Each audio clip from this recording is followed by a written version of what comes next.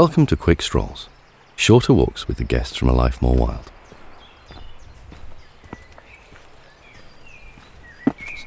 These are mini episodes in which we look at particular issues and ideas that we've come across in previous seasons.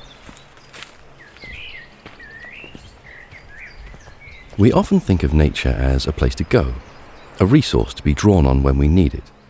But as several guests on A Life More Wild have shown, we can connect much more deeply and permanently through growing and planting, creating a more reciprocal relationship with the natural world. When we met up with Ellen Miles, an activist, guerrilla gardener, and the founder of the charity Nature is a Human Right, she gave us a crash course on the science of getting your hands dirty.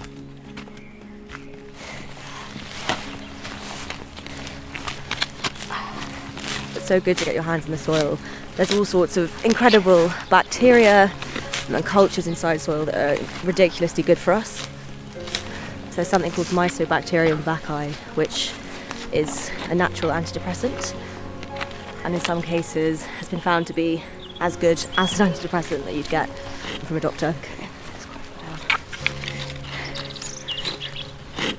And soil has something called geosmin in it, which is what gives it its petrichor smell, the smell of soil after rain, which lots of people say is their favourite smell. And again, that's linked to the fact that soil is really good for us. And humans are something like 200 times more sensitive to the smell of geosmin than sharks are to blood. It's something that we're attuned to, that we've evolved for, and it calms us. And they've done all sorts of tests, and it's really a reviving smell, and a calming and a relaxing and a mood-enhancing smell for everyone, but in particular for women. For model turned horticulturalist Poppy Kocher, it was also about what she felt living in tune with nature had to teach her. I think one of the great things about gardening is that you start to understand the cycle of life and death in a very different perspective than we are sort of sold it from our sort of culture, rather than it being this really terrifying, awful, gory experience that we don't talk about. It becomes really central to a healthy growing space. So, for example, composting, that's all about death and decay, but if you don't do that, it's really hard to maintain healthy soil, pretty much impossible. And if you can't have healthy soil, you're not going to grow healthy plants, and healthy plants get hit by pests and disease so much worse. They're not as good for us. So I suppose pests and death and decay in a garden has this like amazing kind of teaching, I suppose, which I didn't get until a bit later in my growing experience. And then, in a sprawling Welsh garden, we met up with Gaz Oakley, vegan chef and food campaigner. His own relationship with nature had begun when his bodybuilder diet, packed with protein and not much else, began to cause him health issues.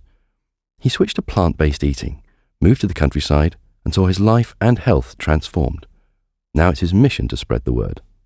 Yeah, definitely. I've seen the importance of growing food, and not only from the physical effects on the nutrients that I'm getting, but also the mental benefits of growing, like I mentioned before. And it's made me realise, why on earth am I not being taught this in school? Why wasn't I shown how to grow food?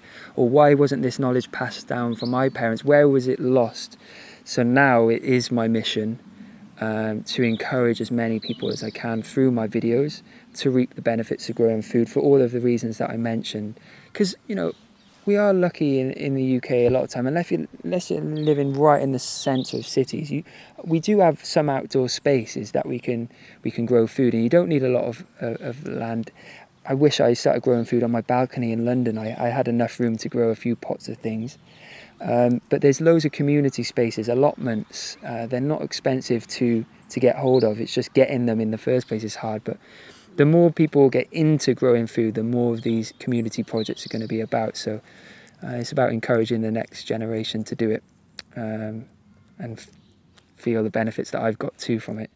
But on top of all this, the health benefits of getting your hands in the soil, the meditative power of gardening, the improvement of your diet, Gaz gave us one extra, really good reason to strengthen our connection to nature and grow our own food.